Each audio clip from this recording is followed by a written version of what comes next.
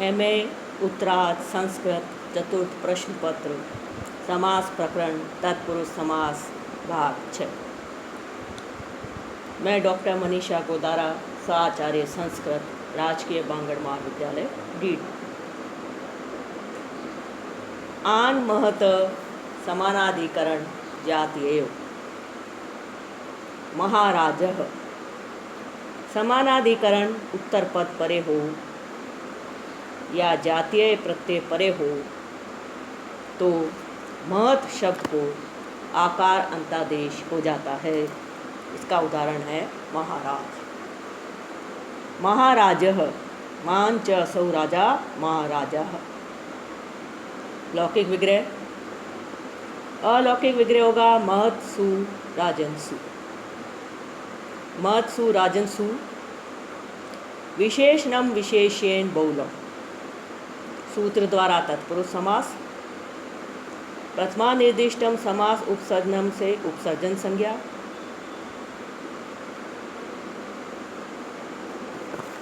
उपसर्जनम पूर्वम से महत का पूर्व निपात। तदेश समासाश्च से प्रातिपदिक संज्ञा।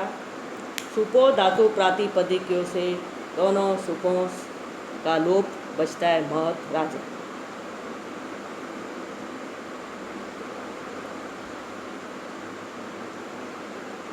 आन महत समानाधिकरण जातीय के द्वारा समानाधिकरण उत्तर पद राजन शब्द के परे रहते महत के तकार को आकार आदेश हो जाता है और बनता है मह आ राजा। अक सवर्ण दीर्घ से सवर्ण दीर्घ करने पर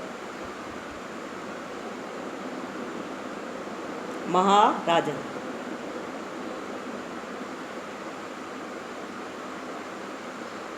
राजा अह सखीभ्यश्च से समासांत टच प्रत्यय करने पर महाराजन टच। टच के चकार की हलंत्यन से इत संज्ञा तस्य लोप से लोप। टकार की चूटू से इत संज्ञा तस्य लोप से लोप अशेष रहता है। महाराजन अ। यची बम से भव संज्ञा। न तदिते से टी अन का लोप महाराज अ बनता है। पर्वत लिंगता के कारण पुंसत्व में प्रथमा के एक वचन में सु प्रत्यय महाराज सु। स सजुषो रू से सु को रू आदेश। रू के उकार की उपदेश अनुनासिक इत से इत संज्ञा तस्य लोप से लोप अशेष। विरामो अवसानम से रेफ की अवसान संज्ञा खर अवसान्यो विसर्जन से विसर्ग आदेश करने पर महाराज प्रयोग सिद्ध होता है।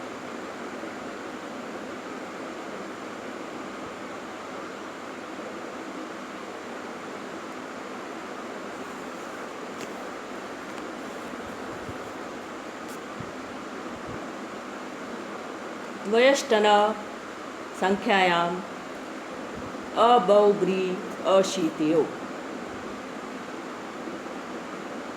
इसका उदाहरण है द्वौ च दश च द्वादश। द्वि और अष्टन शब्दों को आकार अंतादेश हो संख्यावाचक उपपद परे हो तो, परंतु बहुव्री समास में तथा अशीति उत्तर पद परे होने पर ये कार्य न। द्वादश इसकी प्रयोग सिद्धि। द्वौ च दश च द्वादश लौकिक विग्रह। द्विऔ दशंजस अलौकिक विग्रह। द्विऔ दशंजस च अर्थे द्वंद्व सूत्र से इतरेतर द्वंद्व समास। तदेश समासाश्च से प्रातिपदिक संज्ञा। सुपो धातु प्रातिपदिकयों से सुपों औ और जस का लुक बचा द्विदशन। यहाँ संख्यावाचक दशन शब्द उत्तर पद में है अतः द्वष्टन संख्यायाम अबहुव्रीहि अशीत्यो सूत्र द्वारा द्वि के इकार को आकार अंतादेश होने पर बनता है द्वादशन। समासत्वात् प्रातिपदिक संज्ञा के कारण सु आदि उत्पत्ति के प्रसंग में प्रथमा के बहुवचन की विवक्षा में जस प्रत्यय द्वादशन जस। षण्णान्ता षट से द्वादशन की षट संज्ञा तथा षड्भ्यो लुक से उससे परे जस का लुक हो जाता है और बनता है द्वादशन। न लोप प्रातिपदिकांत से सूत्र द्वारा नकार का लोप कर देने पर द्वादश प्रयोग सिद्ध हो जाता है। अगला सूत्र है त्रेस्त्रयः। संख्यावाचक उत्तर पद के परे रहते त्रि के स्थान पर त्रयस आदेश हो, परंतु बहुब्रीहि समास में अथवा अशीति उपपद के परे रहते ये आदेश न हो।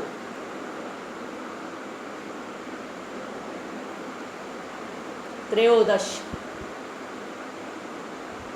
त्रयश्च दश च त्रयोदश लौकिक विग्रह। अलौकिक विग्रह होगा त्रिजस दशन जस। त्रिजस दशन जस। च अर्थे द्वंद्व से इतरेतर द्वंद्व समास। कृत अदे समासाश्च से प्रातिपदिक संज्ञा। सुपो धातु प्रातिपदिकयों से सुपों का लोप बनता है त्रिदशन। संख्या या अल्पिस्या पूर्व निपातो वक्तव्य वार्तिक के अनुसार त्रि का पूर्व निपात करने पर बनता है त्रिदशन। यह संख्यावाची दशन शब्द उत्तर पद में वर्तमान है, अतः त्रेस्त्रय सूत्र से त्रि को त्रयस सर्वादेश करने पर बनेगा त्रयस दशन। स सजुषोरु से सकार को रू आदेश। रू के उकार की उपदेश अनुनासिक से संज्ञा तस्य लोप से लोप र शेष रहता है। हशी च से श्रेफ को उकार आदेश त्रय उ दशन। आद गुणा से अकार और उकार को उकार गुण करने पर त्रयोदशन। प्रथमा के बहुवचन की विवक्षा में जस प्रत्यय। शनांता षट से षट संज्ञा। षड्भ्यो लुक से जस का लुक बना त्रयोदशन। न लोप प्रातिपदिकांत से द्वारा अंत्य नकार का लोप करने पर बनता है त्रयोदश।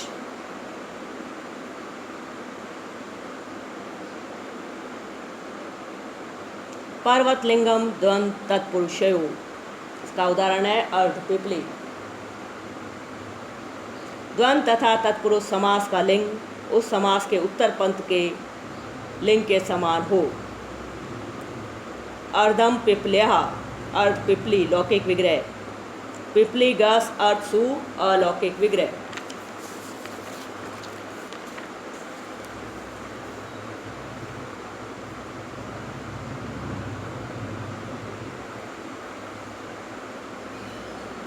पिपली गस अर्थ सु। अर्धम नपुंसकम सूत्र से तत्पुरुष समास होता है। प्रथमा निर्दिष्टम समास उपसर्जनम से अर्ध शब्द की उपसर्जन संज्ञा। उपसर्जनम पूर्वम से अर्ध का पूर्व निपात बना अर्ध सु पिपलीगस। तदे समासाश्च से प्रातिपदिक संज्ञा। सुपो धातु प्रातिपदिकयों से सुप का लोप बना अर्ध पिपली। अर्ध पिपली में उत्तर पद पिपली है जो स्त्रीलिंग है, अतः पूर्व पद प्रदान होने पर भी इस समास को पर्वतलिंग द्वंद तत्पुरुषयों के अनुसार स्त्रीलिंग माना जाएगा। प्रथमा के एक वचन की विवक्षा में सु प्रत्यय बना अर्ध पिपली सु। हल ज्ञाव्यो दीर्घा सूत्र से प्रकृतम हल द्वारा अप्रकृत सकार का लोप करने से अर्ध पिपली प्रयोग सिद्ध होता है। द्विगु प्राप्ता आपन्ना अलम पूर्व गति समासेषु प्रतिषेधो वाच्यः।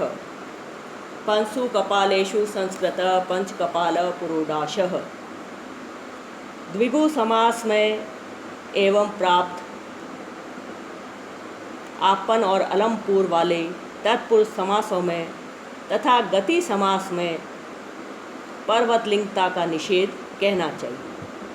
अर्थात इनमें विशेष अनुसार लिंग होता है। पंच कपाल पंचसु कपालेषु संस्कृत, पंच कपाल पुरोडाशः। यहाँ संस्कृत भक्ष्यः, उसमें तैयार किया भक्ष्य, इस तदितार्थ की विवक्षा में।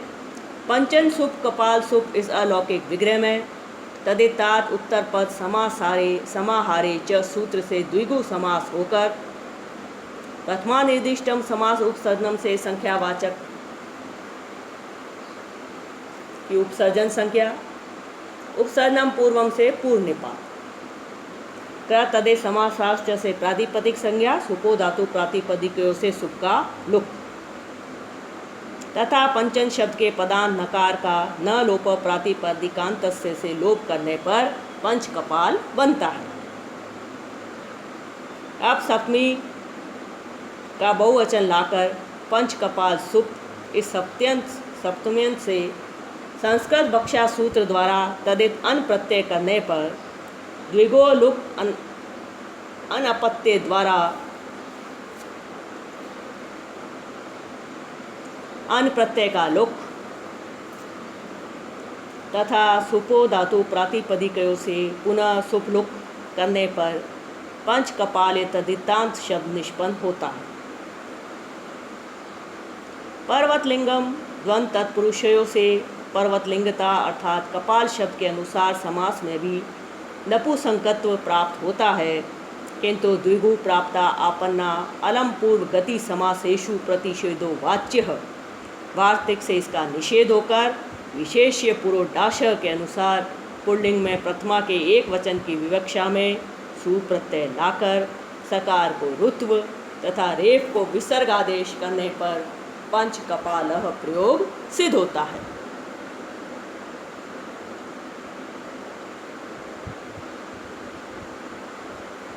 प्राप्ता आपन्ने च द्वितीया, प्राप्त और आपन सुबंध द्वितीयांत समर्थ सुबंध के साथ विकल्प से तत्पुरुष समास को प्राप्त होते हैं। किंच इस समास में इन प्राप्त और आपन शब्दों को अयंतादेश भी हो जाता है। प्राप्त जीविकः, प्राप्तो जीविकाम, प्राप्त जीविकः यह हुआ लौकिक विग्रह। प्राप्त सु जीविका अलौकिक विग्रह। प्राप्त सु जीविका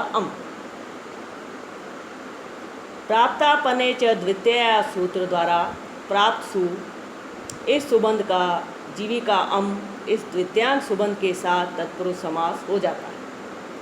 प्रथमा निर्दिष्टम समास उपसर्जनम से प्राप्त सु की उपसर्जन संज्ञा, उपसर्जनम पूर्वम से पूर्व निपात और बनता है प्राप्त सु जीविका तदे समासाश्च से प्रातिपदिक संज्ञा, सुपो धातु प्रातिपदिकों से उसके अवयव सुपो सु और अम का लुक अर्थात लोप बना प्राप्त जीविका।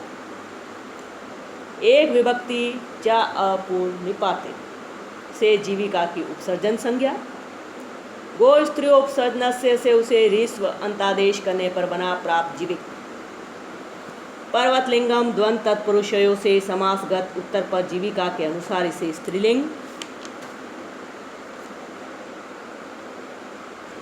की प्रसक्ति होती है, परंतु द्विगु प्राप्त आपन्ना अलम पूर्व गति समासेषु प्रतिषेधो वाच्य। इस वार्तिक से पर्वतलिंगता का निषेध होकर विशेष्य अनुसार पुंसत्व में प्रथमा के एक वचन की विवक्षा में सु प्रत्यय।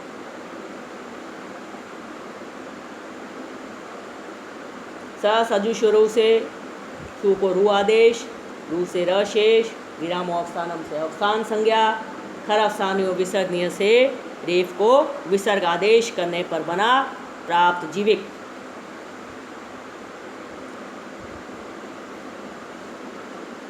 अर्धर्चा पुंसी च, अर्धर्च अर्धर्चम। अर्धर्चादि शब्द पुल्लिंग और नपुंसक दोनों लिंगों में प्रयुक्त हो। ऋचो अर्धम, अर्धर्चम, अर्धर्चो वा यह हुआ लौकिक विग्रह। ऋच गस अर्थसु अलौकिक विग्रह। ऋच गस अर्थसु अर्धम नपुंसकम सूत्र द्वारा विकल्प से तत्पुरुष समास। प्रथमा निर्दिष्टम समास उपसर्जनम से अर्थसु की उपसर्जन संज्ञा। उपसर्जनम पूर्वम से अर्थ सु का पूर्ण निपात बना अर्थ सु रिच गस। तदेश समासाश्च से प्रातिपदिक संज्ञा। सुपो धातु प्रातिपदिकयों से दोनों सुपों का लोप करने पर बना अर्थ रिच। आद गुण से गुण तथा उरन रपर से र पर करने पर अर्धच बना। रेख पूर्वदु पथाम आनक्षे सूत्र से समासांत अच प्रत्यय करने पर अर्धर्च अ।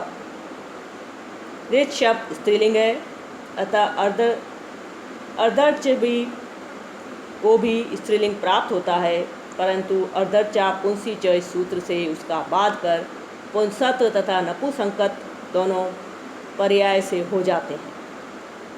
प्रथमा के एक वचन की विवक्षा में सु प्रत्यय, स सजुषो रू से स को रू आदेश, विरामो अवसानम से अवसान संज्ञा, खर अवसान्यो विसर्जनीय से विसर्ग आदेश करने पर पुल्लिंग रूप सिद्ध होता है अर्धर्चः। नपुंसक संलिंग करने पर प्रथमा के एक वचन में सु, अतो अम से सु को अम आदेश करने पर बनेगा अर्धर्च अम। अमी पूर्व से पूर्व रूप एकादेश करने पर बनेगा अर्धर्चम।